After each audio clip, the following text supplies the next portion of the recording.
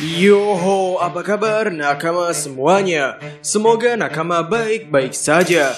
Di manga One Piece chapter 1030 kita diberi ketegangan yang luar biasa. Bukan hanya ketegangan dari Awakening Kid serta Law, namun di chapter tersebut entah kenapa Eiichiro Oda memberitahukan kepada kita semua posisi dan kondisi pertarungan orang-orang yang cukup penting di Onigashima, seperti kondisi Luffy, Zoro, Sanji, Robin, Marco, Izo, dan lain-lain.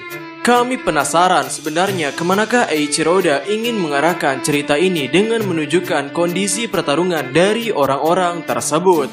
Apakah perang Onigashima sudah mendekati akhir? Atau setidaknya babak ketiga sudah mendekati akhir? Ya, sehingga inilah hal yang akan kita bicarakan, yakni mengenai kemanakah arah perang Onigashima selanjutnya dan perdebatan tentang buah setan Kanjuro. Sehingga tanpa basa-basi lagi, langsung saja mari kita mulai.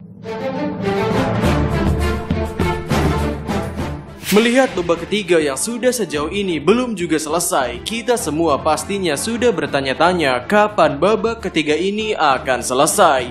Banyak dari orang menganggap babak ketiga akan usai di chapter 1000. Babak ketiga akan usai di chapter 1015. Namun sampai sekarang sudah di chapter 1030 dan babak ketiga masih terus berlanjut. Ketegangan dari perjuangan protagonis dalam menghadapi musuh-musuhnya masih terus meningkat. Dari One Piece chapter 1030 kita mungkin sekarang menyadari betapa tidak bisa diremehkannya Kurozumi Orochi. Beberapa orang menganggap bahwa plot armor yang hadir di chapter 1030 ini terlalu tebal, seperti bagaimana Kinemon yang masih hidup maupun Kanjuro yang masih hidup. Ya, kami juga sedikit agak kecewa melihat bahwa Kinemon masih hidup. Tapi sepertinya Kinemon yang masih hidup ini bukan hanya masih hidup. Eiichiro Oda sepertinya akan memberikan tugas yang cukup penting untuk Kinemon. Konsep persahabatan. Konsep persahabatan yang hadir di antara Akazaya ternyata belum usai. Sepertinya Eiichiro Oda masih ingin menekankan lagi tentang konsep persahabatan ini. Kinemon adalah orang yang begitu mempercayai Kanjuro. Bahkan dikatakan bahwa Kanjuro adalah orang yang paling Kinemon percayai dalam Akazaya. Pada One Piece chapter 1014, Kinemon turun tangan untuk menebas Kanjuro. Situasi tersebut adalah situasi yang berat bagi Kinemon, karena dirinya harus menebas teman terbaik miliknya. Kinemon harus menghadapi kenyataan bahwa Kanjuro adalah seorang pengkhianat.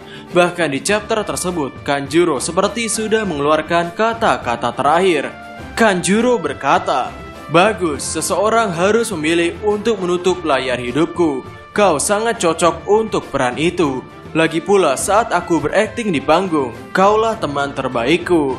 Ya, penutupan karakter Kanjuro di chapter 1014 ini sudah sangat bagus. Tapi entah kenapa Eiichiro Oda malah membuat Kanjuro yang masih hidup di chapter 1030. Karena lagi-lagi hal itulah yang membuat orang-orang di berbagai forum One Piece menggerutu mengenai betapa tebalnya plot armor yang dimiliki oleh Kanjuro. Selain plot armor yang begitu besar ini, dampaknya dari serangan Kanjuro juga lumayan. Seperti bagaimana di chapter 1014 dirinya berhasil menusuk Okiku dengan cara menyamar sebagai Oden Kozuki. Apalagi di One Piece chapter 1030 dirinya berhasil membuat sebuah iblis api. Iblis yang siap-siap melahap kastil Onigashima dan isinya dengan api miliknya. Ditutup lagi oleh Kinemon. Kami yakin bahwa Kinemon yang hidup lagi ini nantinya akan bertugas untuk menghabisi iblis api Kanjuro tersebut. Selain dari sisi persahabatan yang begitu kental yang sudah kami jelaskan tadi, Kinemon sangat cocok untuk melawan api. Hal ini sudah diperlihatkan dari arc Bang Hazard mengenai bagaimana Kinemon yang memiliki kemampuan berpedang yang bisa membelah api. Permasalahan tentang Orochi.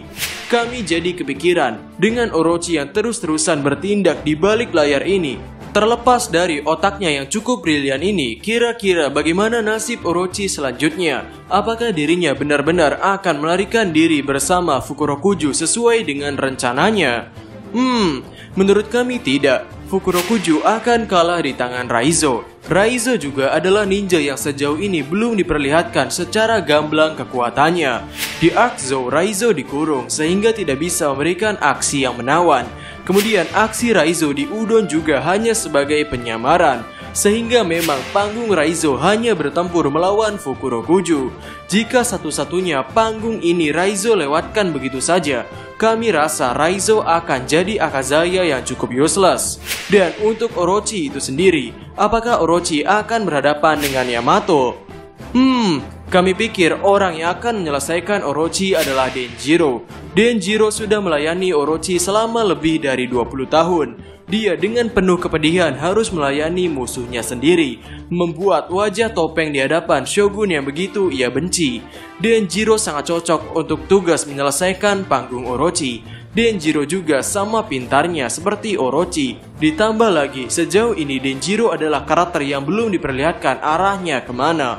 Setelah Akazaya berpisah setelah diledakkan oleh Kozuki Oden yang palsu itu, Denjiro tidak lagi kelihatan batang hidungnya. Sehingga kami pikir, untuk karakter Denjiro yang terkesan pintar serta kemampuan pedang yang cukup hebat ini, Eiichiro Oda akan menaruh panggung terbaik untuk Denjiro. Dan panggung itu adalah panggung untuk menyelesaikan nyawa Orochi. Ini akan menjadi cerita di mana sang anjing Shogun ini akan menghabisi tuannya sendiri. Perdebatan soal buah setan. Kami pernah membuat video tentang proses dibuatnya Grand Line. Dalam video tersebut kami mengatakan bahwa sepertinya Red Line dibangun karena buah setan Pika Pika no Mi, dan gelombang magnetik sebuah pulau dibuat oleh buah setan yang saat ini dimiliki oleh Kid. Yang tentunya hal itu terjadi karena sang pengguna sudah awakening. Kemudian ada seorang nakama yang berkomentar, pendapat kami tersebut sudah jelas-jelas salah karena efek dari buah setan akan menghilang ketika sang pengguna buah setan tiada. Jangankan tiada, Sugar saja yang pingsan membuat efek buah setannya menjadi menghilang. Yang mana kami setuju dengan perkataannya tersebut. Dan sekarang beberapa forum One Piece banyak yang mendebatkan mengenai iblis api yang diciptakan oleh Kanjuro ini. Jika memang benar Kanjuro saat ini terjatuh, mati atau katakanlah baru pingsan, ya intinya Kanjuro tidak sadarkan diri, maka ini memunculkan perdebatan baru. Kok bisa efek dari buah setan Kanjuro tetap berlanjut meski sang penggunanya tidak sadarkan diri? Dan coba kita ingat lagi, sangkar burung Doflamingo saja langsung menghilang ketika Doflamingo sudah dikalahkan dan tak sadarkan diri.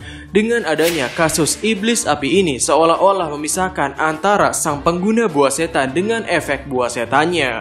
Tapi jika ini memang memisahkan antara sang pengguna buah setan dengan efek buah setannya, maka ini adalah sebuah keuntungan besar bagi Nami. Karena Nami di Arc Wano Kuni mendapatkan power up dengan mendapatkan Zeus.